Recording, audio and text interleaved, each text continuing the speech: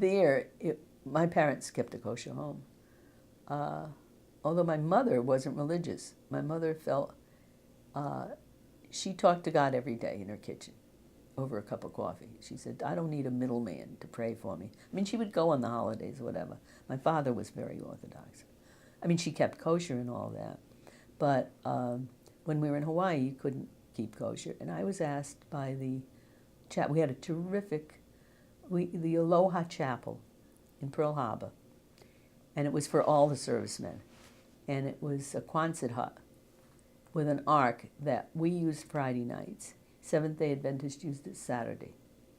So you just turn the ark around. It was a cross, and then there was a star. So, I mean, it was great. But a lot of the Air Force pilots, Hickam Field was right near. There was an Air Force base. They would fly in bagels and cream cheese, no lox. And so we'd have like a feast as a kiddush afterwards.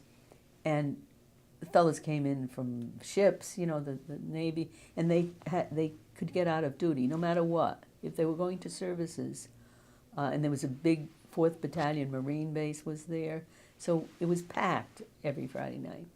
So, and the chaplain was a commander in the Navy. His name was Sam Sobel.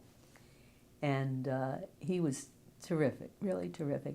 And he asked me one night if I would do the kiddush.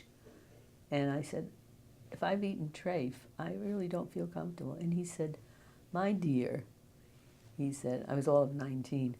He said, there's 613 mitzvot. He said, if you do one, it's better than none. And if you do two, it's better than one. He said, think of it that way. Very few people can do the whole 613. Whatever you do is better than nothing. So, and I've lived my Jewish life that way, really.